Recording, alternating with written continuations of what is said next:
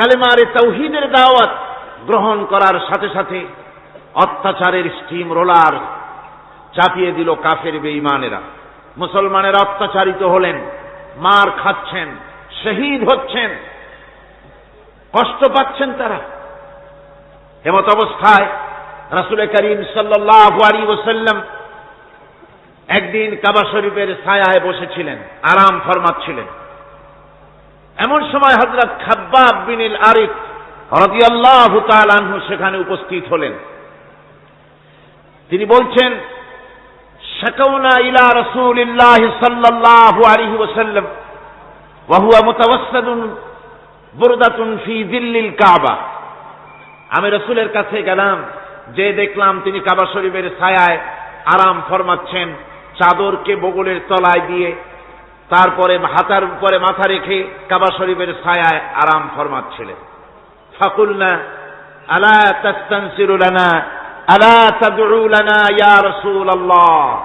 হে আল্লাহর রাসূল, আপনি কি আমাদের জন্য আল্লাহর কাছে সাহায্য কামনা করবেন না? আপনি কি আল্লাহর কাছে আমাদের জন্য দোয়া করবেন না?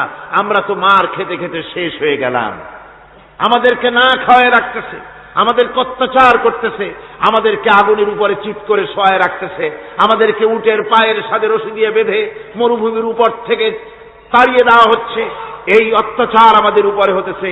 হে রাসূল, আপনি কি আমাদের জন্য দোয়া করবেন না? হাদিস শরীফে এসেছে, হুজুর সাল্লাল্লাহু আলাইহি ওয়াসাল্লাম সোজা হয়ে উঠে বসলেন।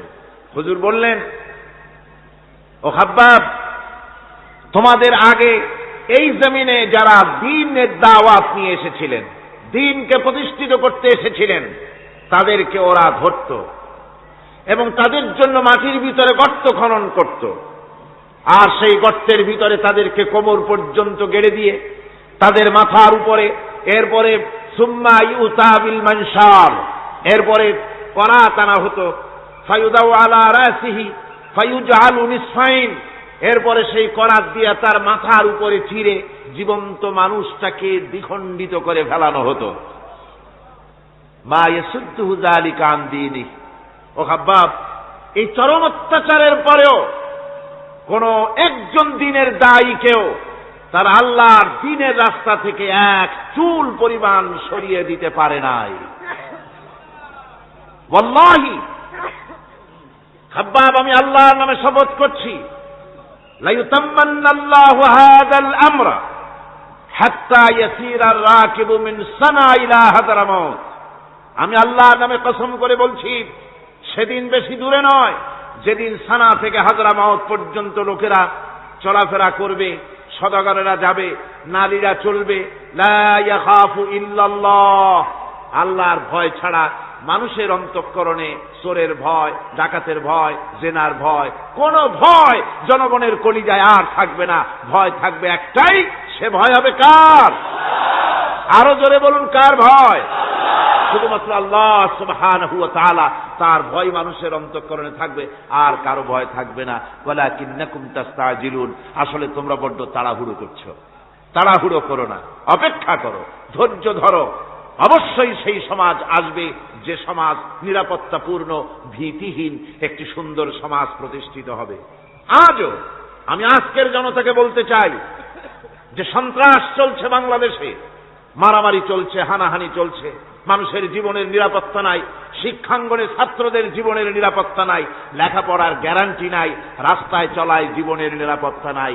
এই যে দুরবস্থা চলছে, সুদ, ঘুষ, জেনা, ব্যভিচার, হত্যা, অসদাচরণ, যা কিছু অমানবিক কার্যক্রম বাংলাদেশে চলছে, এই অবস্থা থাকবে না, এই পরিস্থিতি থাকবে না। এই পরিস্থিতির পরিবর্তন হবেই। এই সমাজ আমরা ভেঙে চুরে চুরমার করে দেব, নতুন এক সমাজ সৃষ্টি করব। সেই সমাজ হবে কোরআনের সমাজ, সেই সমাজ হবে জনাবে মুহাম্মদ রাসূলুল্লাহ সাল্লাল্লাহু আলাইহি ওয়াসাল্লামের সমাজ।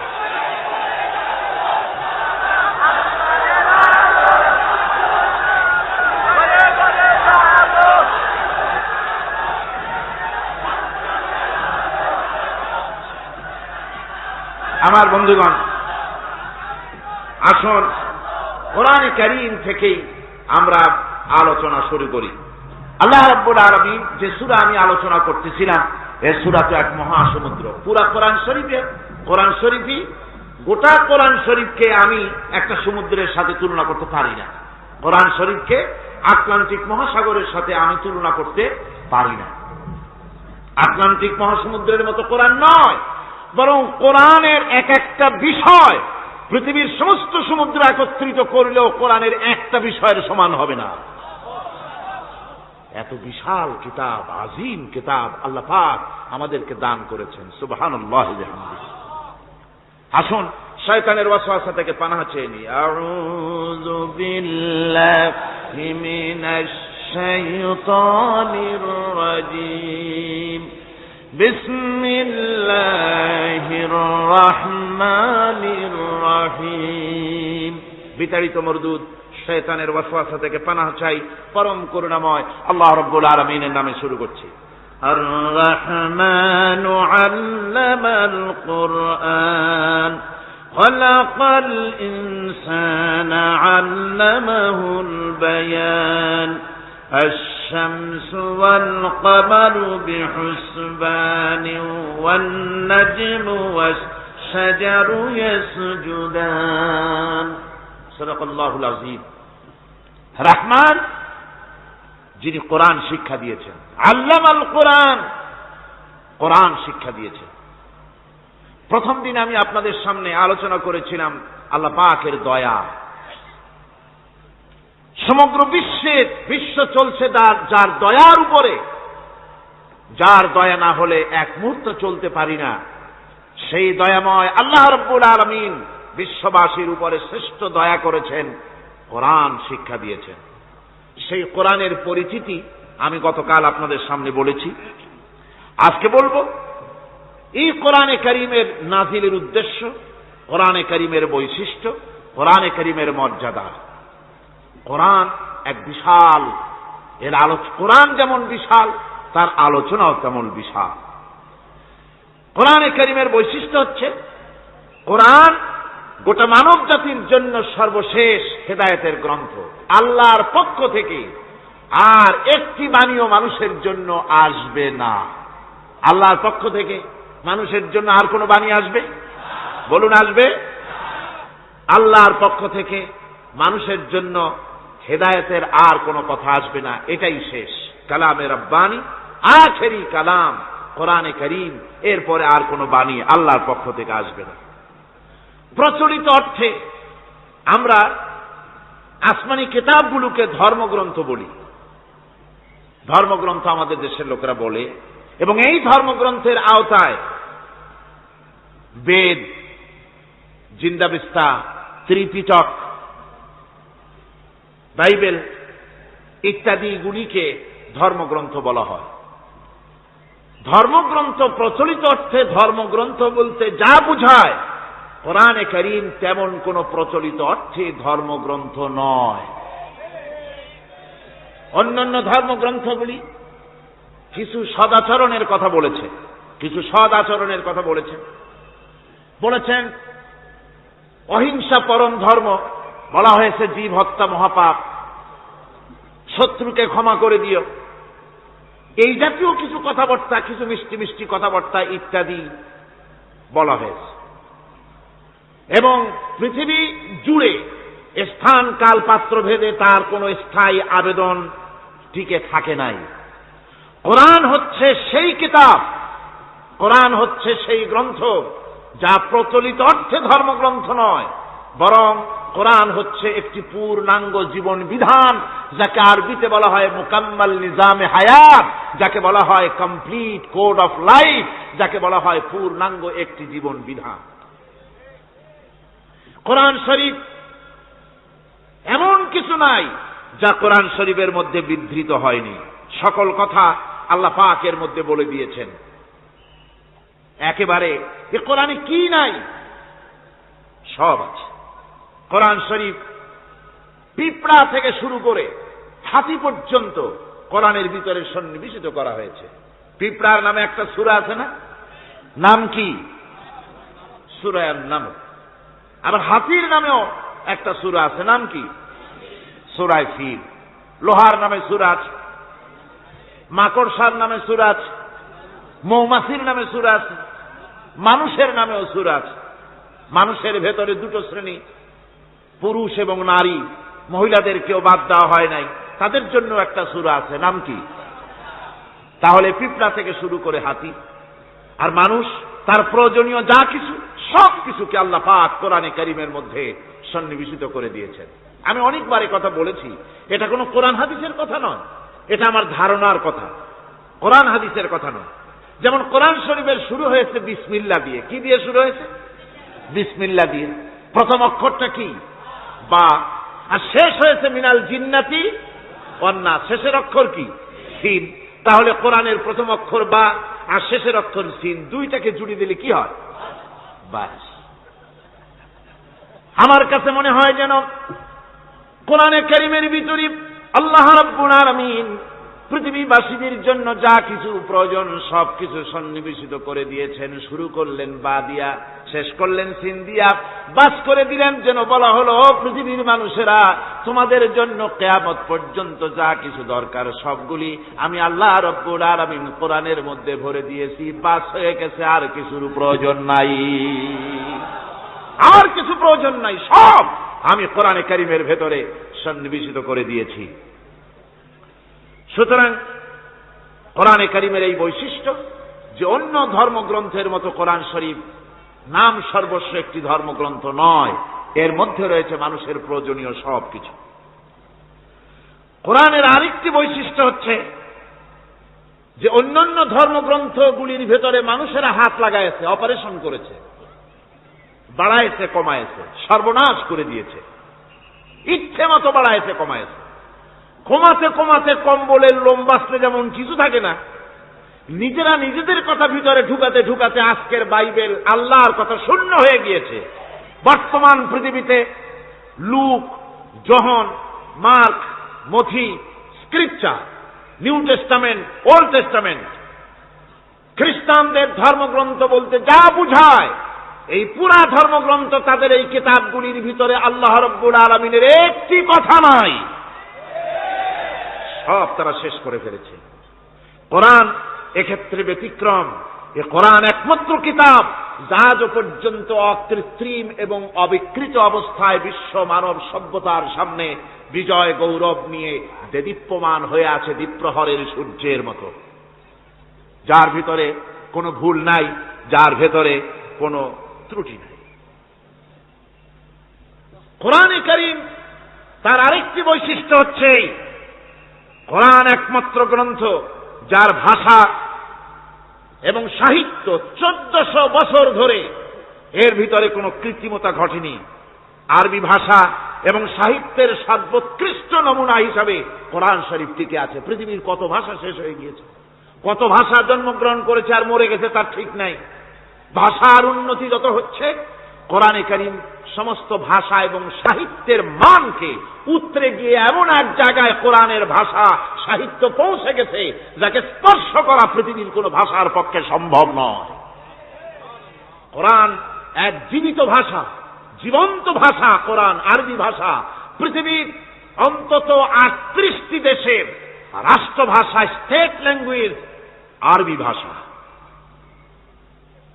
এই আরবি ভাষা আল্লাহ পাক কোরআন নাজিল করেছেন, এর মজা ফুরায় না, এর সাহিত্যের মান ফুরায় না। এটা হচ্ছে কোরআনে কারীমের আরেকটি বৈশিষ্ট্য। কোরআনে কারীমের অন্যান্য বৈশিষ্ট্যের ভেতরে আরেকটি বৈশিষ্ট্য হচ্ছে যে এ কোরআনে কারীম একমাত্র কিতাব যেই কিতাবের ভেতরে রয়েছে কোরআনের অনুসারী তাদের নাম এবং কোরআনের অনুসারী তাদের ধর্মের নাম গ্রন্থের ভেতরে আছে, যা অন্য কোনো কিতাবের মধ্যে নাই।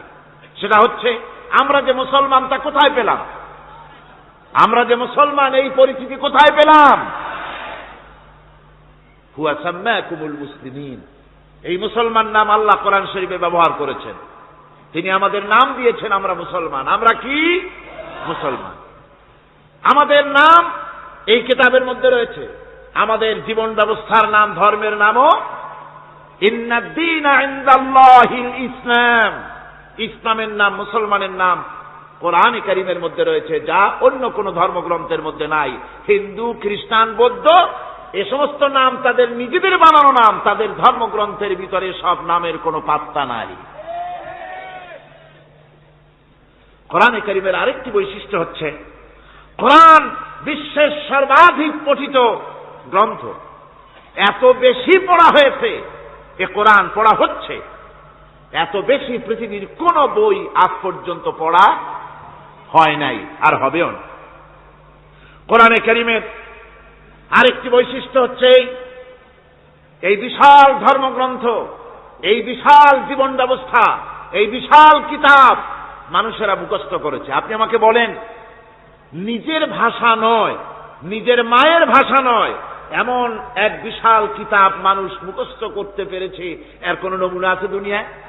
এর কোন নমুনা আছে?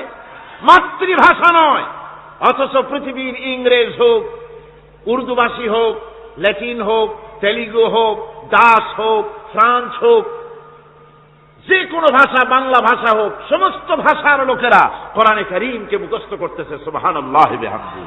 আমাদের দেশেও লক্ষ লক্ষ হাফেজে কোরআন বর্তমান রয়েছে। এটা হচ্ছে কোরআনে কারীমের আরেকটি বিরাট রকমের বৈশিষ্ট্য। কোরআনে কারীমের অফুরন্ত বৈশিষ্ট্যের ভেতরে এটাও একটি, কোরআন হচ্ছে একটি বিরাট মুজিজা। কোরআন একটি মুজিজা। কোরআন একটি কি? মুজিজা। দুনিয়ায় যত নবী আল্লাহ পাঠিয়েছেন, সমস্ত নবীদেরকে তিনটা জিনিস দিয়েছেন। কয়টা জিনিস কন্ত? তিনটা। ওয়াহি, হুসনে খুলক আর মুজিজা। একটা হচ্ছে ওহী, আর একটা হচ্ছে উন্নত মানের চরিত্র, আর একটা হচ্ছে কি? মুজিজা। এই মুজিজা সকল নবীকে দেওয়া হয়েছে। মুজিজা হচ্ছে সমকালীন যুগের বড় যে কোনো শক্তিকে দুর্বল করে দেয়, যে কোনো জিনিসকে দুর্বল করে দেওয়ার মতো ক্ষমতা রাখে যে জিনিস, তার নাম মুজিজা। মুসা আলাইহিস সালামের জামানায় জাদুর প্রভাব ছিল। তখন আল্লাহ রাব্বুল আলামিন মুসা আলাইহিস সালামকে একটা মুজিজা দিলেন। কি দিলেন? আল্লাহ রাব্বুল আলামিন বললেন, ওয়া মা তিলকা বিয়ামিনিকা ইয়া মুসা। মুসা, তোমার ডান হাতে ওটা কি? তিনি বললেন, এটি একটি লাঠি। আল্লাহ পাক বললেন, লাঠি তো ঠিকই, কিন্তু এর মধ্যে আরো এক ক্ষমতা আছে, তুমি জানো না, লাঠিকে ফেলে দাও। লাঠি ফেলে দিলেন। কি হয়ে গেল? হিয়া হাইয়াতুন তাসআ। বিরাট এক সাপে পরিণত হয়ে গেল। এই সাপ নিয়ে, এই লাঠি নিয়ে তিনি জাদুকরদের মোকাবেলা করলেন। জাদুকরেরা বলল, আপনি আগে দেখাবেন জাদু না আমরা দেখাবো আগে? মুসা আলাইহিস সালাম বললেন, তোমরা আগে দেখাও। তারা জাদু মন্ত্রপুত করে আশেপাশের সব জিনিসগুলিকে বাঘ, সিংহ ইত্যাদি বানিয়ে ফেলল। এগুলি ঝাঁপিয়ে পড়ল মুসা আলাইহিস সালামের উপরে। ক্ষণিক সময়ের জন্য মুসা আলাইহিস সালাম ঘাবড়ে গেলেন। আল্লাহ রাব্বুল আলামিন হযরতে মুসাকে ডেকে বললেন, মুসা রে, ভয় পাওয়ার কোনো কারণ নাই। প্রতিষ্ঠিত একটি সরকারের বিরুদ্ধে তোমাকে নামায় দিয়া ময়দানে তোমাকে আমি একা ছেড়ে দেই নাই। আমি আল্লাহ রাব্বুল আলামিন তোমার সাথে আছি। হাতের লাঠি ছেড়ে দাও। মুসা আলাইহিস সালাম লাঠি ছেড়ে দিলেন। লাঠি সাপ হয়ে গেল, হা করলো। জাদুকরদের তৈরি করা সমস্ত বাঘ, সিংহ, সাপ মুসা আলাইহিস সালামের লাঠি মার্কা সাপের পেটের মধ্যে গিয়া ঢুকলো। এটা ছিল মুসা আলাইহিস সালামের মুজিজা। হযরত দাউদ আলাইহিস সালামের মুজিজা ছিল, আল্লাহ রাব্বুল আলামিন তাকে মুজিজা দিয়েছিলেন, গলার সুন্দর আওয়াজ দিয়েছিলেন। তিনি যখন জাব্বুর শরীফ তেলাওয়াত করতেন, উড়ন্ত পাখিরা ওড়া বন্ধ করে চতুর্দিকে বসে আল্লাহর কালাম শুনত। তিনি লোহা দিয়ে অস্ত্র তৈরি করতেন। অস্ত্র বানাবার সময় আগুন দিয়ে লোহা পোড়ায় অস্ত্র বানাতে হয়। দাউদ আলাইহিস সালামের তার প্রয়োজন ছিল না। তিনি যখন লোহা হাতির ভিতরে নিয়ে চাপ দিতেন, লোহা পানি হয়ে আঙ্গুলের ফাঁক দিয়ে গলে পড়ে যেত। এটা ছিল তার মুজিজা। হযরত সুলাইমান, আল্লাহ রাব্বুল আলামিন তাকে মুজিজা দান করলেন। কোরআনে কারীমের ভিতরে রব্বুল আলামিন বলেন, হযরত সুলাইমান আলাইহিস সালাম সকাল বেলায় বিনা মেশিনে, বিনা ইঞ্জিনে তক্তার উপরে বসে যেতেন। তক্তা 1 মাসের পথ অতিক্রম করত। আবার সন্ধ্যা বেলায় বসতেন, এই তক্তা আর 1 মাসের পথ অতিক্রম করে যেত। ঈসা আলাইহিস সালামের মুজিজা ছিল জন্মান্ধের চোখের উপরে হাত বুলিয়ে দিতেন, সঙ্গে সঙ্গে চোখ ভালো হয়ে যেত। কুষ্ঠব্যাধিগ্রস্ত লোকের গায়ে হাত বুলাতেন, সঙ্গে সঙ্গে কুষ্ঠব্যাধি ভালো হয়ে যেত। এই হলো তাদের মুজিজা। পয়গম্বরেরা বিদায় হয়ে গেলেন, মুজিজা বিদায় হয়ে গেল। দাউদ আলাইহিস সালাম বিদায় হলেন, মুজিজার সাথে নিয়ে গেলেন। তার উম্মতেরা ওই লোহাগুলি আর কেউ গলাতে পারে নাই, আজও কেউ গলাতে পারে না, হাত দিয়া চেপে ধরে। সুলাইমান আলাইহিস সালাম দুনিয়া থেকে বিদায় হয়ে গেছেন, মুজিজা নিয়ে কবরে চলে গেছেন। আজ আর তার অনুসারীরা অথবা দুনিয়ার কোন মানুষ বিনা ইঞ্জিনে তক্তায় বসে আর হাওয়ায় উঠতে পারবে না। মুসা আলাইহিস সালাম বিদায় হলেন, লাঠির মুজিজা চলে গেল। তার উম্মতেরা, তার অনুসারীরা কিয়ামত পর্যন্ত যদি 1000 চেষ্টা চালায়, লাঠিকে আর কোনোদিন সাপে পরিণত করতে পারবে না। ঈসা আলাইহিস সালাম আল্লাহ রাব্বুল আলামিন তাকে উঠায় নিলেন, মুজিজা তিনি সাথে নিয়ে গেলেন। আজ তার কোটি কোটি, শত শত কোটি উম্মতেরা দুনিয়ায় যারা তার উম্মত দাবি করে, খ্রিস্টানেরা, হাজারো যদি চেষ্টা চালায়, তবুও জন্মান্ধের চোখের উপরে হাত বুলিয়ে চোখ আর ভালো করতে পারবে না। কুষ্ঠব্যাধিগ্রস্ত লোকের গায়ে হাত বুলিয়ে কুষ্ঠব্যাধি ভালো করতে পারবে না। তার মানে হলো নবীরা যে যা যত মুজিজা পেয়েছিলেন, জীবদ্দশায় মুজিজা কাজে লেগেছে, দুনিয়া থেকে বিদায় হয়েছেন, মুজিজার সাথে নিয়ে গেছেন। কিন্তু আপনার আমার নবী, বিশ্ব নবী জনাব মুহাম্মদ রাসূলুল্লাহ সাল্লাল্লাহু আলাইহি ওয়াসাল্লামের কাছে আল্লাহ রাব্বুল আলামিন তাকে যত মুজিজা দিয়েছিলেন, 3000-এর উপরে আল্লাহর নবীর মুজিজা ঘটেছিল 23 বছরের নবুয়তের জীবনে। তার মধ্যে শ্রেষ্ঠ মুজিজা হতেছে কোরআন মাজিদ। আল্লাহর নবী বিদায় হয়ে গেলেন, মুজিজা সাথে নিয়ে যান নাই, মুজিজা রেখে গেলেন দুনিয়ায়। কিয়ামত পর্যন্ত দুনিয়াবাসী, নবীর উম্মতেরা কোরআনের মুজিজা ব্যবহার করতে পারবে। কোরআনে কারীম রাসূল কারীম সাল্লাল্লাহু আলাইহি ওয়াসাল্লামের জীবনের শ্রেষ্ঠ মুজিজা। মানুষ পাগল হয়ে গেছে কোরআন শুনে। সুতরাং এই কোরআনের বৈশিষ্ট্য সকল দিক থেকে এক অপূর্ব একটি কিতাবে পরিণত করেছে, যা মানুষকে চিরকাল বিস্ময় হতবাক করে দিয়েছে। কোরআনের আরেকটি বৈশিষ্ট্য হচ্ছে, এই কোরআন এক সময় নাজিল হয় নাই। 30 পারা কোরআন শরীফ একসাথে নাজিল হয়েছে না, কোরআন নাজিল হয়েছে আস্তে আস্তে, ধীরে ধীরে। কত বছর লাগলো? 23 বছরেরও কিছু বেশি সময় ধরে কোরআন ধীরে ধীরে রাসূল কারীম সাল্লাল্লাহু আলাইহি ওয়াসাল্লামের কাছে অবতীর্ণ হয়েছে। এমনটি আর কোনো কিতাব হয়নি, যা আর কোনো ধর্মগ্রন্থ যারা অন্যরা দাবি করে, এরকম হয়নি। কোরআনে কারীমের আরেকটি বৈশিষ্ট্য হচ্ছে, যখন কাগজ ছিল না, ছাপাখানা ছিল না, এমনকি টেপ রেকর্ডার ছিল না, তখনকার নাজিলকৃত কিতাব যেভাবে নাজিল হয়েছিল সেইভাবে আজ পর্যন্ত অবিকল টিকে আছে, টিকে থাকবে ইলা ইয়াউমিল কিয়ামah। কিয়ামত পর্যন্ত কোরআনে কারীমের এই অকৃত্রিম, অবিকৃত অবস্থায় কোরআনে কারীমের এই শান, এই বরকত টিকে থাকবে। এই জন্য কোরআন শরীফ হচ্ছে এই পৃথিবীর মহাবিশ্বের মহাবিস্ময়। কোরআন হচ্ছে পৃথিবীর মহাবিশ্বের মহাবিস্ময়। এর মর্যাদা সম্পর্কে রাসূল কারীম সাল্লাল্লাহু আলাইহি ওয়াসাল্লাম বলেছেন, ওয়ান উসমান রাদিয়াল্লাহু তাআলা আনহু আন্নাহু ক্বাল ক্বাল রাসূলুল্লাহ সাল্লাল্লাহু আলাইহি ওয়াসাল্লাম খায়রুকুম মান তাআল্লামাল কুরআনা ওয়া আল্লামাহু, রাওয়াহুল বুখারী। আল্লাহর নবী বলেন, তোমাদের মধ্যে সর্বোত্তম ব্যক্তি সেই, তোমাদের ভিতরে ভালো ব্যক্তি, উত্তম ব্যক্তি সেই যে ব্যক্তি নিজে কোরআন শেখে আর অন্যকে শেখায়। কোরআন যে শেখে আর অন্যকে যে শেখায়, সেই ব্যক্তি হলো তোমাদের মধ্যে সর্বোত্তম ব্যক্তি, ভালো ব্যক্তি। সুবহানাল্লাহ পড়েন। কোরআনে কারীমের এই মর্যাদা সম্পর্কে রাসূল কারীম সাল্লাল্লাহু আলাইহি ওয়াসাল্লাম বলেছেন, দুই ব্যক্তিকে, দুই শ্রেণীর লোককে ঈর্ষা করা যায়। অমুকে বিরাট বাড়ি করেছে, সে বাড়ি থেকে হিংসা হয়, আমি ওরকম বাড়ি করব, অমুকের মতো নেতা হব, অমুকের মতো বড় লোক হতে হবে। পরশ্রী কাতরতা অথবা ঈর্ষা করা, এরকমের ঈর্ষা করা জায়েজ নাই। রাসূলুল্লাহ বলেছেন, দুই ব্যক্তির সঙ্গে ঈর্ষা করা যায়। عن ابن عمر رضي الله تعالى عنه أنه قال قال رسول الله صلى الله عليه وسلم لا حسد إلا على الاثنين দুই ব্যক্তি ছাড়া অন্য কারো সাথে হিংসা করা যায় না, রিস্ক করা যায় না। কোন কোন ব্যক্তি? রাজুলুন আতাহুল্লাহুল কুরআন ফাহুয়া ইয়াকুমু বিহি আনা আল-লাইলি ওয়া আনা আন-নাহার। ওই ব্যক্তির সঙ্গে হিংসা করা যায়, হিংসা করা যায় যে ব্যক্তিকে আল্লাহ পাক কোরআনের ইলম দান করেছেন, সে ব্যক্তি দিন রাত কোরআন তেলাওয়াত করে, কোরআনের উপরে আমল করে, কোরআনের উপরে থাকে, মানুষকে কোরআনের দাওয়াত দেয়। ওই লোকের সাথে ঈর্ষা করা দরকার যে তার মতো হতে চায়।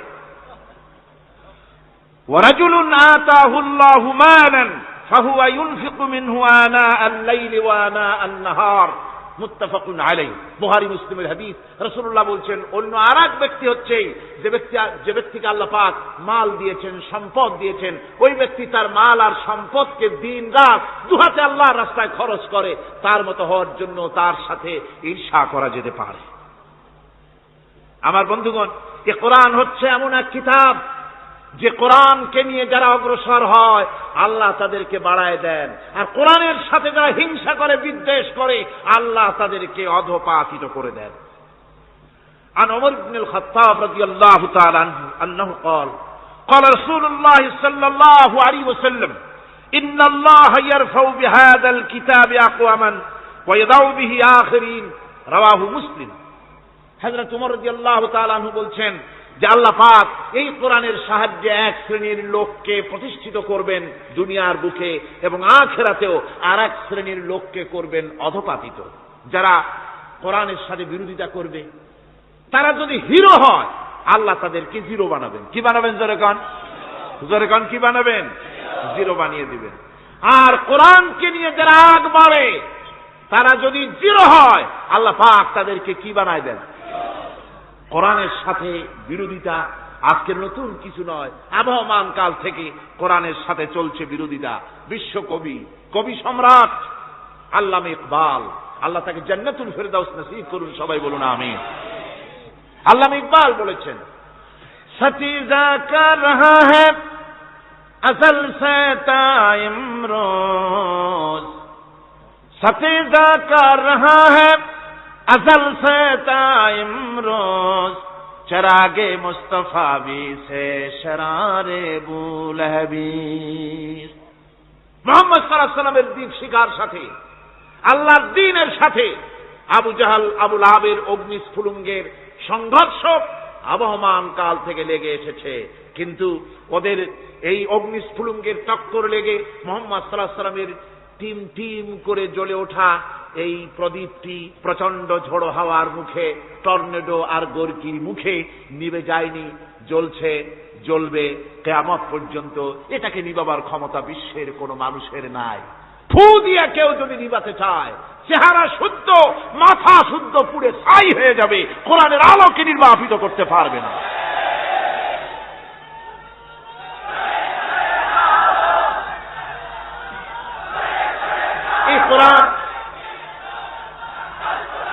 এই কোরআন যার সিনার ভিতরে থাকে, যার সিনার মধ্যে থাকে সে হয় সমৃদ্ধ, আর যার সিনার মধ্যে থাকে না সে হয় সবচাইতে ফকির আর এতিম।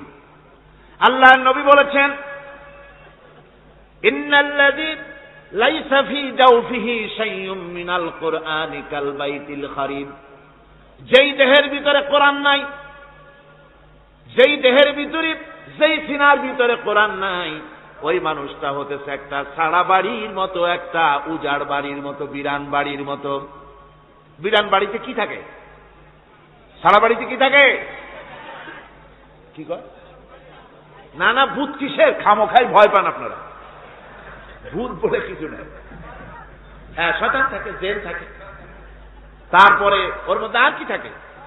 উতুম পেঁচা থাকে, ইঁদুর থাকে, তেলাপোকা থাকে, উই পোকা থাকে, বাঁদর থাকে, উল্লুক থাকে, সাপ থাকে। রাসূলুল্লাহর কথা দেখেন, কি সুন্দর কথা। সুবহানাল্লাহ, সুবহানাল্লাহ।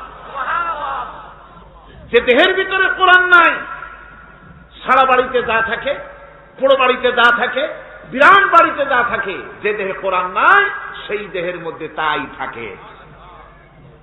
আর দেখুন বাংলাদেশের শিক্ষাঙ্গনে কলেজ ইউনিভার্সিটিগুলিতে কোরআন পড়ানো হয় না, বলেন ঠিক কিনা? আমাদের বিশ্ববিদ্যালয়গুলিতে কোরআন পড়ানো হয়, তাফসীর পড়ানো হয়, হাদিস পড়ানো হয়। হাদিস কোরআন আল্লাহর কালাম পড়ানো হয় না বলে অবস্থা কি হয়েছে? হাদিস থেকে মিলায় নেন, ইন্নাল্লাযী লাইসা ফী জাওফিহি শাইয়ুম মিনাল কুরআনি কাল বাইতিল খারিব। কোরআন নাই তো সারা বাড়ি, কোরআন নাই তো কি আছে? যে ঘরের মধ্যে মানুষ নাই, উল্লুক থাকে, ভাল্লুক থাকে, শয়তান থাকে, তেলাপোকা থাকে, সারপোকা থাকে, হিংস্র প্রাণী ভরপুর থাকে। যেই শিক্ষা প্রতিষ্ঠানে কোরআন পড়ানো হয় না, সেখানেও সন্ত্রাসীরা বাস করতে পারে, ভালো মানুষ টিকতে পারে না।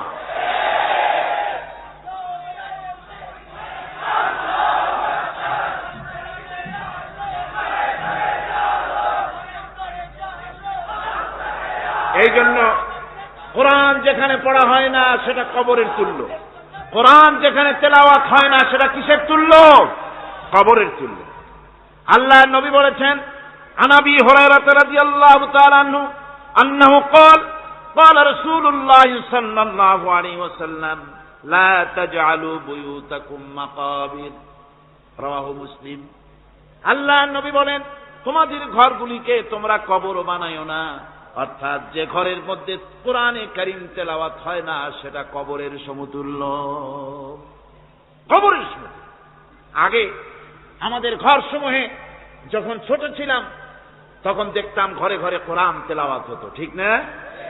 প্রত্যেকটা ঘরের জানালা দিয়া সকালবেলায় আওয়াজ আসতো, আউযু বিল্লাহি মিনাশ শাইতানির রাজীম, বিসমিল্লাহির রাহমানির রহিম। তেলাওয়াতের আওয়াজ ভেসে আসতো। আজ আর এই অবস্থা নাই। আজ ভদ্রলোকের বাড়ির সামনে দিয়ে হেঁটে যাবেন, সকালবেলা কিসের তেলাওয়াত? জনমের ঘুম ঘুমায়, পাইকারি দরে ঘুমায়, ফজরের নামাজ নাই। শহরের অবস্থা, অধিকাংশ বাড়িতে ফজরের নামাজ হয় না। ভিসেন্টিনার মাধ্যমে, আগে তো ছিল শুধু বাংলাদেশের ছবি, ভিসেন্টিনার মাধ্যমে সারা পৃথিবীর শয়তানি আর বদমাশি ঘরে বসে গেলা যায়। উপকারিতা এবং অপকারিতা দুটোই আছে। নিউজ দেখা যায়, সাথে সাথে আবার নিউজের সাথে আরো বাজে কিছু দেখা যায়।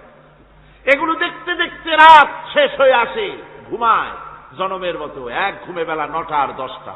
কিসের ফজরের নামাজ আর কি এর কোরআন শরীফ তেলাওয়াত করে।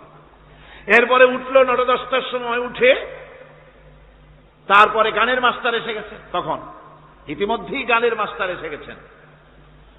কি দুর্ভাগ্যজনক সত্য কথা, ইংরেজি যে টিচার পড়ান, অঙ্ক যে টিচার করান, সপ্তাহে 3 ঘন্টা পড়াবেন, বেতন 2500 টাকা।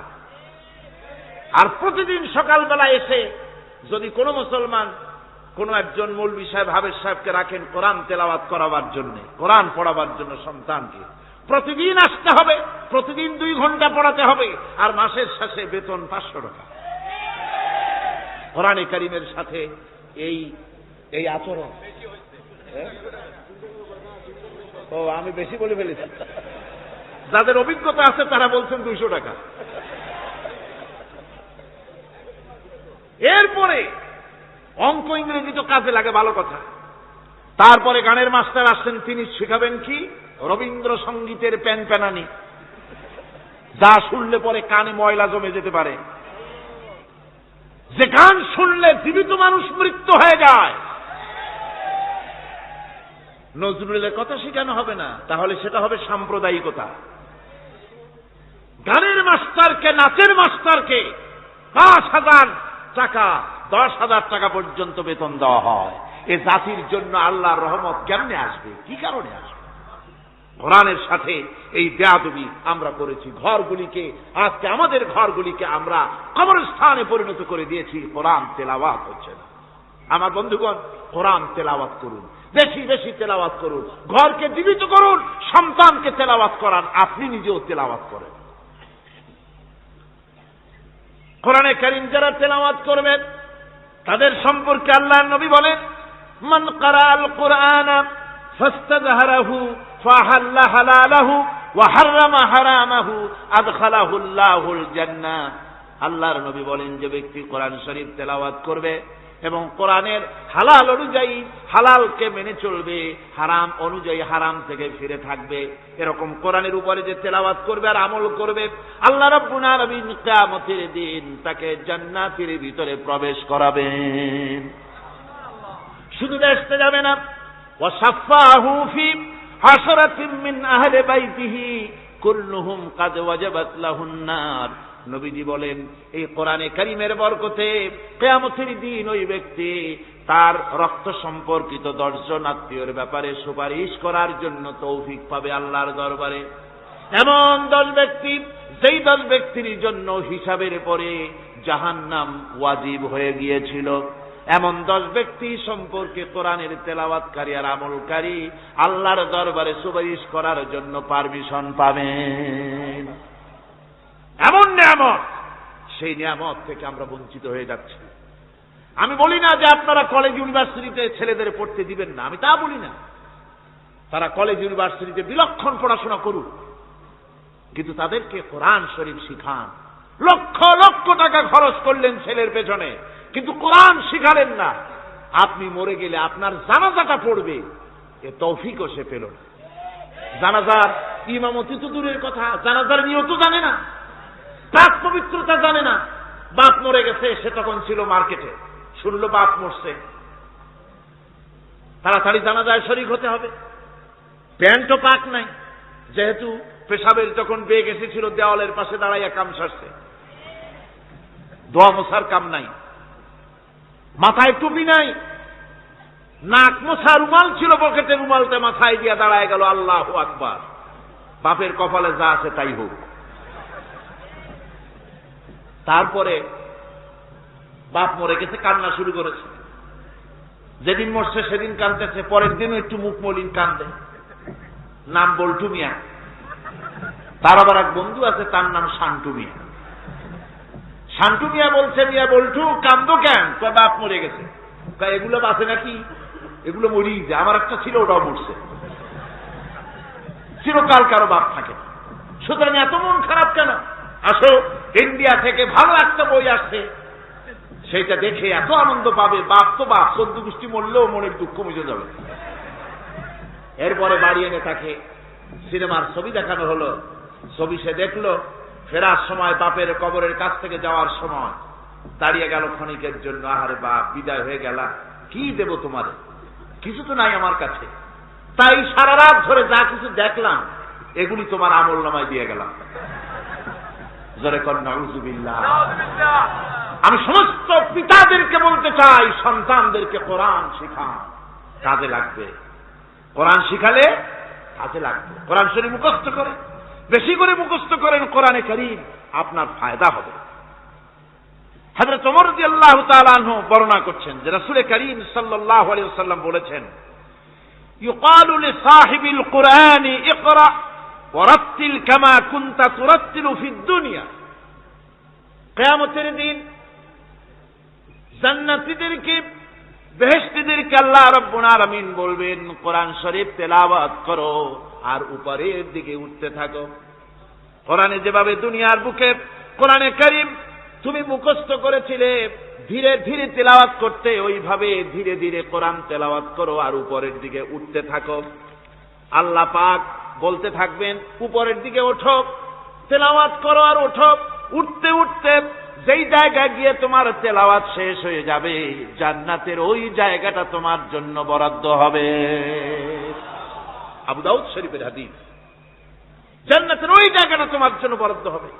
এখন যাদের শুধু সূরা ইখলাস আর সূরা কাউসার মুখস্থ, তারা তো 2 পা আগাই বসে যাবে, উঠতে পারবেন না। বেশি বেশি মুখস্থ করেন, হাফেজে কোরআন হন অথবা হাফেজের মতো হন। বেশি বেশি মুখস্থ করেন সূরা ইয়াসিন, সূরা দুখান, সূরা আর রহমান, সূরা ওয়াকিয়া, সূরা মুজাম্মিল, এই সমস্ত সূরা, বেশি সূরা আল আরাফ, সূরা কাহাফ, সূরা মারিয়াম ইত্যাদি মুখস্থ করেন। কিয়ামতের দিন কাজে লাগবে। জান্নাতের অত উঁচায় উঠতে পারবেন। হাফেজ যে কোন জায়গায় যাবে, সুবহানাল্লাহি ওয়া বিহামদি। 30 পারা কোরআন যার সিনার ভিতরে, জান্নাতের কোন জায়গাটা আল্লাহ তাকে বরাদ্দ করবেন। সুবহানাল্লাহ, সুবহানাল্লাহ। কোরআনে কারীমকে মুখস্থ করুন, বেশি করে মুখস্থ করুন। কোরআন কারীমকে বেশি করে তেলাওয়াত করুন।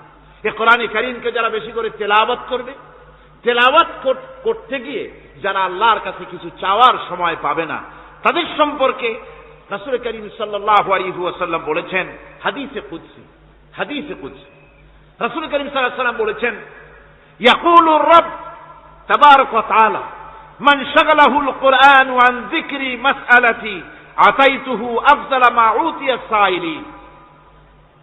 আল্লাহর নবী বলেন, আমার আল্লাহ পাক বলেছেন, কোরআন তেলাওয়াত করতে গিয়ে যারা ব্যস্ত থাকে, কোরআন তেলাওয়াত করতে করতে যারা আমার কাছে হাত পেতে কিছু চাওয়ার সময় পায় না, যারা আমার কাছে হাত পেতে কিছু চায়, তাদের থেকে তেলাওয়াতকারীদেরকে আমি রব্বুল আলামিন বেশি করে দেই।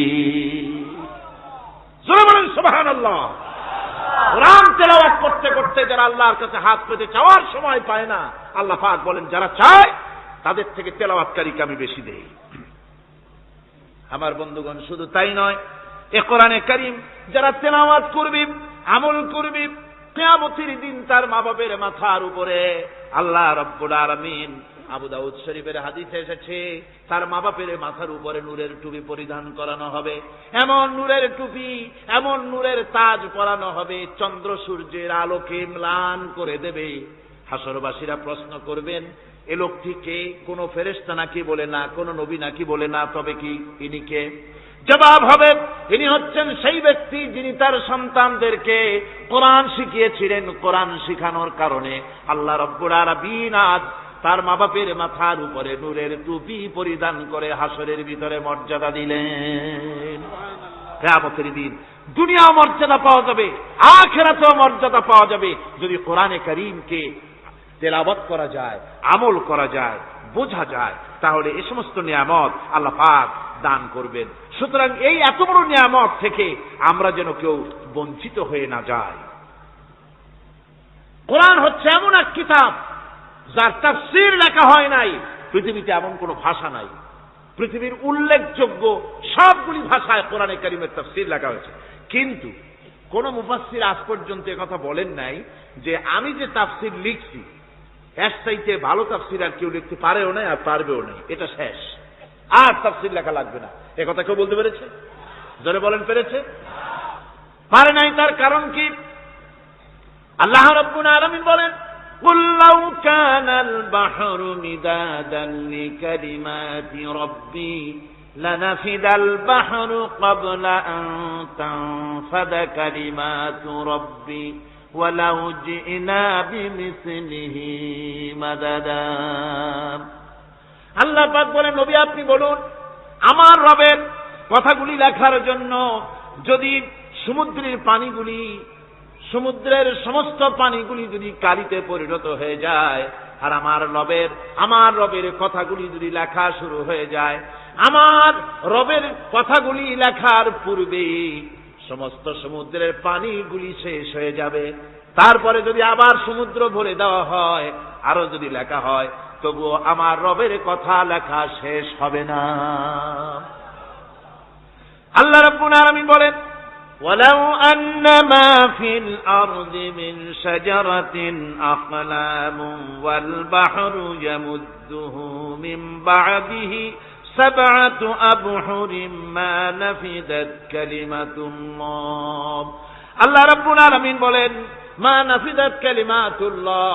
আল্লাহ পাক বলেন, 7টা সমুদ্রের পানি যদি একত্রিত করা হয়, 7টা সমুদ্রের পানি যদি এক জায়গায় করা হয়, এই পানিগুলি যদি কালিতে পরিণত হয়ে যায়, আর পৃথিবীর সমস্ত গাছগুলি যদি কলমে পরিণত হয়ে যায়, ওই গাছগুলি দিয়ে যদি ওই পানি রূপ কালি দিয়ে আমার প্রভুর কথা, আল্লাহ রাব্বুল আলামিনের কোরআনের কথা যদি লেখা শুরু হয়ে যায়, লিখতে লিখতে সমস্ত পানিগুলি, গাছগুলি শেষ হয়ে যাবে, আল্লাহ পাকের কালামের ব্যাখ্যা লেখা শেষ হবে না। মা নাফিদাত কালিমাতুল্লাহ, আল্লাহর কথা লেখা শেষ হবে না। এত বড় বিরাট আযীম কিতাব আল্লাহ পাক আমাদেরকে দান করেছেন। সুবহানাল্লাহ পড়ুন। এই কিতাবের এত বড় গুরুভার আল্লাহ রাব্বুল আলামিন বলেছেন, লাউ আনজালনা হাযাল কুরআনা আলা জাবালিন লারাআইতাহু খাশিআন মুতাসাদ্দিআন মিন খাশিয়াতিল্লাহ। আমি যদি এই কোরআনকে পর্বতের উপরে নাজিল করতাম, তাহলে তুমি দেখতে পেতে আমার ভয় ভীত সন্ত্রস্ত হয়ে পাহাড়গুলো চূর্ণ বিচূর্ণ হয়ে যেত। এত বড় আসিম কিতাব আমি তোমাদেরকে দান করেছি, যার গুরুভার বহন করতে কেউ রাজি হয়নি, পাহাড় পর্বত কেউ রাজি হয়নি, মানুষ রাজি হয়েছে। এই মানুষের উপরে আমি এটা অবতীর্ণ করেছি, গোটা বিশ্ববাসীর সামনে এই কিতাব আমি দিয়েছি তোমাদেরকে, এর দ্বারা হেদায়েত তোমরা গ্রহণ করবে। কিয়ামতের দিন আল্লাহর এই বিরাট নিয়ামত আমাদেরকে দান করলেন, আমরা এই নিয়ামতের নাশকর করেছি, অর্থাৎ এই কোরআনকে আমরা ব্যবহার করেছি সঠিকভাবে করি নাই, বেঠিকভাবে করেছি। প্রথম দিন দ্বিতীয় দিন আমি বলেছি কোরআন শরীফকে শুধু তাবিজ তুমারের জন্য, শুধু সওয়াবের জন্য তেলাওয়াত করেছি। আসলে শুধু সওয়াবের জন্য তো আসেনি কোরআন। কোরআন বুঝতে হবে, আমল করতে হবে, তবে না শান্তি পাব। আপনি যদি কোরআন হচ্ছে মানুষের জীবন সমস্যার সমাধানের গ্রন্থ। ওষুধ খেলে রোগ ভালো হয়, ওষুধ খেলে কি হয়? শীতের জন্য লেপ গায়ে গায়ে না দিয়া কেউ যদি চিল্লাইতে থাকে, জিকির করে লেপ্তশোক লেপ্তশোক লেপ্তশোক, শীত কি বন্ধ হবে নাকি? পানির পিপাসায় ছটফট করে মানুষ যদি চিল্লায় পানি পানি পানি পানি পানি, পানির পিপাসা আরো বাড়বে। তাহলে কি বোঝা গেল? পিপাসা লাগলে পানি পান করতে হবে, শীত লাগলে কম্বলটা গায়ে দিতে হবে, রোগ হলে ওষুধটা খেতে হবে, তাহলে সব সমস্যার সমাধান হবে। অনুরূপ ভাবে আমরা শুধু কোরআনে কারীমকে তেলাওয়াত করি সওয়াবের নিয়তে, তার হুকুমগুলি জীবনের উপরে আমল করি না বলে আজকের জীবন আমাদের বিপর্যস্ত হয়েছে। ব্যক্তিতে, পরিবারে, রাষ্ট্রে শান্তি নাই, কোথাও শান্তি নাই এই কারণে। আর কিয়ামতের দিন রাসূল আসামি করবেন তাদেরকে যারা কোরআন অমান্য করেছে। রাসূল হবেন বাদী, বাদী হবেন কে? যারা বলেন কে বাদী হবেন? রাসূল। আসামি হবে কারা? যারা কোরআন ছেড়ে দিয়েছে। আল্লাহ রাব্বুল আলামিন বলেন وقال الرسول يا رب إن قوم اتخذوا هذا القرآن مهجورا। কিয়ামতের দিন রাসূল আল্লাহর দরবারে ফরিয়াদ করবেন, আয় আমার রব, আয় আমার আল্লাহ তাআলা, এই সমস্ত লোকগুলি তোমার কালামকে, তোমার কোরআনকে অপ্রয়োজনীয় জিনিস বলে তারা পরিত্যাগ করেছিল। কোরআনকে অপ্রয়োজনীয় মনে করেছে, কোরআনের সাথে ঠাট্টা করেছে, বিদ্রুপ করেছে। কোরআন শিক্ষা ভিক্ষার ঝুলি, শেখার বুলি মনে করেছে। কোরআনের কোনো মূল্য দেয় নাই, কোরআনের কোনো দাম দেয়নি, কোরআনের সাথে ঠাট্টা করেছে, কোরআনের আইনের সাথে ঠাট্টা করেছে, বিদ্রুপ করেছে। আমাদের দেশে শিক্ষাবিদ, চিন্তাবিদ, বুদ্ধিজীবী নাম ধরনের নামধারী এক শ্রেণীর লোকেরা কোরআনের সাথে সরাসরি বেয়াদবি করেছে। আহমদ শরীফ বলেছে পরকাল নাই, আল্লাহ বলছেন পরকাল আছে। আর আহমদ তো না, ওটা কি? এই আহম্মক, সে বলেছে পরকাল নাই, বিবাহ মানি না, কবর আযাব মানি না, দিন বিচার হবে তাও মানি না, অস্বীকার করেছে। এটাকে নিয়ে ঠাট্টা করেছে। আহমদ শরীফ লিখেছেন নিজে যে আল্লাহ বলতে কেউ নাই, মানুষ তাকে চিন্তা করে সৃষ্টি করেছে, স্রষ্টা বলতে কেউ নাই। তারপরে আর একটা মেয়ে লোক, আমি ওটার নাম নিতে ঘৃণাবোধ করি, এটি হচ্ছে চরম ধর্মদ্রোহী, রাষ্ট্রদ্রোহী, নাস্তিক, জাহান্নামের কীট, ডাস্টবিনের আবর্জনা। এই মেয়ে লোকটি বলেছে, তার বইতে লিখেছে বেহেশত হচ্ছে এক অসভ্য উদ্যান। কোরআন শরীফে আল্লাহ পাক বলেছেন আমলে সালেহ যারা করবে, নবীরা, ওলিরা, সিদ্দিকিন, শুহাদা সব যাবে জান্নাতে।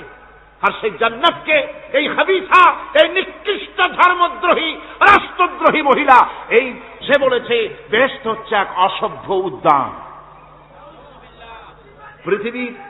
পৃথিবীর অতৃপ্ত বহুগামী পুরুষেরা তাদের থাকার জায়গা হবে ওই বেহেশতের মধ্যে। যেরকম নাউজুবিল্লাহ। এই মেয়ে লোকটি সমগ্র নারী জাতির কলঙ্ক।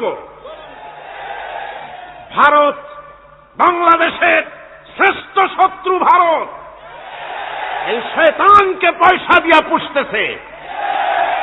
কলকাতায় দাওয়াত দিয়ে আনন্দ পুরস্কার দিয়েছে।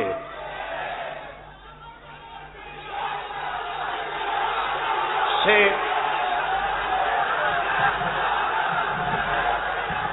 তার বইয়ের মধ্যে, কত বড় নির্লজ্জই মেয়ে, বইয়ের মধ্যে লিখছে, বাসে বসে আমি যখন দেখি ছেলেরা পেশাব করার জন্য বাস থামলি বাসের থেকে নেমে দেওয়ালের পাশে গিয়ে প্যান্টের বোতাম খুলে পেশাব করে, আর মেয়েরা চুপ করে বসে থেকে পেশাবের যন্ত্রণা নিয়ে কষ্ট পায়, আমি আনন্দ পাবো সেই দিন যেদিন মেয়েরাও বাস থেকে নেমে দেওয়ালের পাশে দাঁড়িয়ে পেশাব করতে পারবে। এটা কি একটা মানুষ? অসভ্য জানোয়ার একে জন্ম দিয়েছে, আল্লাহই ভালো জানে। আমার বন্ধুগণ, তার অসভ্যতার শেষ নাই। কোরআন নিয়ে ঠাট্টা করেছে, বলেছে আমার মা রাতের বেলায় ঝুলে ঝুলে সূরা ইয়াসিন পড়ে, আমি চিন্তা করি যে কত বাজে কাম করতেছে সে। বলছে আল্লাহ পাক কোরআনের মধ্যে পুরুষকে বেহেশতের হুরিদের কাঁচা মাংসের লোভ দেখাইয়া, মদ খাওয়াবার লোভ দেখিয়ে তাদেরকে নামাজ রোজা করার জন্য বাধ্য করতেছে। বেহেশতে কি শরাব, বেহেশতে কি মদ পান করানো হবে? না, বেহেশতে মদ পান করানো হবে না। মদ তো নাপাক জিনিস। আল্লাহ পাক বলছেন বেহেশতে পান করানো হবে। ওয়াসাকাহুম রাব্বুহুম শারাবান তাহুরা। জান্নাতের ভিতরে আল্লাহ পাক শারাবে তাহুর পান করাবেন, যেটা নিজেও পাক এবং যে পান করবে সেও পবিত্র হয়ে যাবে। সুবহানাল্লাহ। সুতরাং এই কোরআন নিয়ে ঠাট্টা বিদ্রুপ যারা করেছে, কিয়ামতের দিন আল্লাহর দরবারে তাদেরকে উঠতে হবে, আজ হোক কাল হোক। আমি জানি না বাংলাদেশ সরকার ভারতের ভয়ের চোটে এই মেয়ে লোককে পুলিশ প্রহারা দিয়া পুষতেছে নাকি আমার বুঝে আসে না।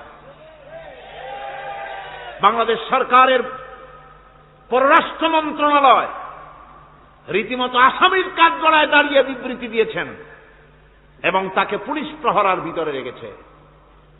বাংলাদেশের দণ্ডবিধি অনুযায়ী ওর তো ফাঁসি হয়ে যাওয়া উচিত কথা বলেছে। আল্লাহর কোরআন নিয়ে ঠাট্টা করেছে।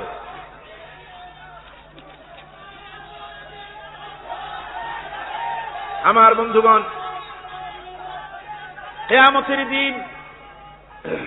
কিয়ামতের দিন যখন এরা উপস্থিত হবে আল্লাহর দরবারে, আল্লাহ রাব্বুল আলামিন কোরআনের সাথে যারা ঠাট্টা করেছে, বিদ্রুপ করেছে, কোরআনের আইনকে নিয়ে যারা ঠাট্টা বিদ্রুপ মজাক উড়াইছে, কিয়ামতের দিন তাদেরকে বলা হবে ওয়াকিলাল ইয়াউমা নানসাকুম কামা নাসিতুম লিকা ইয়াউমিকুম হাদা। কিয়ামতের দিন আল্লাহ রাব্বুল আলামিন কোরআনের ঠাট্টাকারী, কোরআনের বিদ্রুপকারী, কোরআনের আইনের অমান্যকারীদেরকে বলবেন আমি আজকে তোমাদের ভুলে গেলাম, যেমন করে তোমরা এই দিনে আমার সঙ্গে সাক্ষাৎকারের কথা ভুলে গিয়েছিলে। তোমরা যেমন আমার আজকের এই কিয়ামতের দিনের কথা যারা ভুলে গিয়েছিলে, আজকে আমিও তোমাদেরকে ভুলে গেলাম। এরপরে কি হবে? ওয়ামাওয়াকুমুন নার ওয়ামা লাকুম মিন নাসিরিন। আল্লাহ পাক বলেন এরপরে এদের জায়গা হবে জাহান্নাম, আর এদের সাহায্যকারীও কেউ থাকবে না, জাহান্নামে চিরকাল থাকতে হবে। এটা এই জন্য যে তারা আল্লাহর কোরআনের সঙ্গে ঠাট্টা করেছে, বিদ্রুপ করেছে, কোরআনের আইন মানে নাই, কোরআনের আইনকে অমান্য করে চলেছে। এই জন্য কিয়ামতের দিন আল্লাহ রাব্বুল আলামিন তাদেরকে শাস্তি প্রদান করবেন। কোরআন পৃথিবীর বুকে আল্লাহ নাজিল করেছেন, শুধু তেলাওয়াত করবেন ঝুলে ঝুলে, এই জন্য নয়। কি জন্য নাজিল হলো? এবার উদ্দেশ্য শুনুন। আল্লাহ পাক বলেন আর রহমান আল্লামাল কুরআন। আল্লাহ রাব্বুল আলামিন তিনি হলেন এমন দয়াবান, এমন রহমান, যিনি কোরআন শিখালেন। কি কারণে শিখালেন? কোরআন নাজিলের উদ্দেশ্য কি? আল্লাহ পাক বলেন ইন্না আনজালনা ইলাইকাল কিতাবা বিল হাক্কি লিতাহকুমা বাইনান নাস বিমা আরাকাল্লাহ। আল্লাহ পাক বলেন, এই কিতাব আমি আপনার প্রতি অবতীর্ণ করেছি এই জন্যে যাতে করে আপনি আল্লাহর প্রদর্শিত এই বিধান অনুযায়ী মানুষের উপরে বিচার ফয়সালা করতে পারেন। মানুষের উপরে আইন চলবে আল্লাহ। কার আইন? জোরে বলেন, কার আইন? আলা লাহুল খালক ওয়াল আমর। সৃষ্টি যার, আইন চলবে কার? আল্লাহ পাক বলেন, এই জন্য নাজিল করলাম, কোরআন নাজিল করেছি যাতে করে কোরআনের আইন দিয়ে বিচার ফয়সালা করতে পারেন, সেই জন্যই কোরআন নাজিল করলাম। আসলে আল্লাহ নবীর এই পৃথিবীতে আগমনের উদ্দেশ্য ওটাই ছিল। হুয়াল্লাযী আরসালা রাসূলাহু বিল হুদা ওয়া দীনিল হক লিইয়ুযহিরাহু আলাদ দীনি কুল্লিহি ওয়া কাফা বিল্লাহি শাহীদা। আল্লাহ রাব্বুল আলামিন বলেন, আমি আমার রাসূলকে দ্বীনে হক সত্যের বিধান সহকারে দুনিয়ায় প্রেরণ করেছি। লিইয়ুযহিরাহু আলাদ দীনি কুল্লিহি আয় লিইয়ুগলিবাহু আলা সাইরিল আদিয়ান। সমস্ত আদিয়ানে বাতিলের উপরে আমার দ্বীনকে বিজয়ী করে দেওয়ার জন্য আমি রাসূলের কাছে কিতাব সহকারে তাকে অবতীর্ণ করেছি। এ দায়িত্ব শুধু মুহাম্মদ সাল্লাল্লাহু আলাইহি ওয়াসাল্লামের ছিল না, দুনিয়ার উপরে আল্লাহর দ্বীন কায়েম করা, আল্লাহর বিধান অনুযায়ী মানুষের বিচার ফয়সালার দায়িত্ব শুধু মুহাম্মদ সাল্লাল্লাহু আলাইহি ওয়াসাল্লামের ছিল না, সমস্ত নবীদের ছিল। কাদের ছিল? সব নবীদের ছিল। ফাবা'আসাল্লাহু আন-নাবিয়্যিনা মুবাশশিরিনা মুনযিরিন ওয়া আনজালা মা'আহুমুল কিতাবা বিল হাক্কি লিয়াহকুমা বাইনান নাস। আল্লাহ পাক বলেন, সমস্ত নবীদের কাছে আমি কিতাব অবতীর্ণ করেছি এই জন্যে যে তারা সহজ যারা চলতে চায় তাদেরকে তিনি সুসংবাদ দিবেন, আর বাঁকা পথে যারা চলবে তাদেরকে তিনি জাহান্নামের ভীতি প্রদর্শন করবেন। আর আমি তার উপরে যে কিতাব অবতীর্ণ করেছি এই কিতাব দিয়ে জনগণের উপরে বিচার ফয়সালা করবে, আইন চলবে আল্লাহর কিতাব দিয়ে। আইন চলবে কি দিয়ে? আল্লাহর কিতাব দিয়ে। আল্লাহর কিতাব অনুযায়ী জনগণকে পরিচালিত করবেন। এই জন্য আমি এই কোরআনকে নাজিল করেছি, অতীতেও এই কিতাবগুলি নাজিল করেছি। কুল ইয়া আইয়ুহান নাসু ক্বাদ জাআকুমুল হাক্কু মির রাব্বিকুম। আল্লাহ পাক বলেন, নবী আপনি বলে দেন, আপনি বলুন, হে মানব সকল, আল্লাহর পক্ষ থেকে তোমাদের জন্য মহাসত্য এসেছে। এই মহাসত্য যদি অনুসরণ করো তোমাদের জন্য কল্যাণকর হবে। ওমান দাল্লা ফাইন্নামা ইয়াদুল্লু আলাইহা।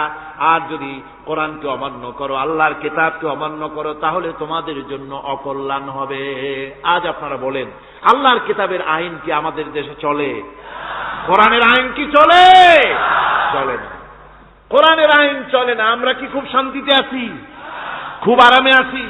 শ্রমিকরা তাদের শ্রমের মূল্য পায়, কৃষক তার উৎপাদিত পণ্যের সঠিক দাম পায়, নারী তার সতীত্বের মর্যাদা পায়। জনগণ কি আরামে ঘুমাতে পারে? না, জনগণ রীতিমতো দুবেলা পেট পুরে সমস্ত জনগণ খেতে পারে। এর একমাত্র কারণ হচ্ছে কোরআনের আইনকে অমান্য করা হয়েছে। ভালো করে কান পেতে শুনুন, আল্লাহ রাব্বুল আলামিন কোরআনে কারীমের মধ্যে পরিষ্কার করে বলেছেন, ওয়া মান লাম ইয়াহকুম বিমা আনজালাল্লাহু ফাউলাইকা হুমুল কাফিরুন। যারা নাকি আমার দেওয়া বিধান অনুযায়ী, কোরআন অনুযায়ী যারা বিচার ফয়সালা করে না, ফাউলাইকা হুমুল কাফিরুন, ফাউলাইকা হুমুজ জালিমুন, ফাউলাইকা হুমুল ফাসিকুন। যারা আমার দেওয়া বিধান অনুযায়ী বিচার ফয়সালা করে না তারা কাফির, তারা জালিম, তারা ফাসিক।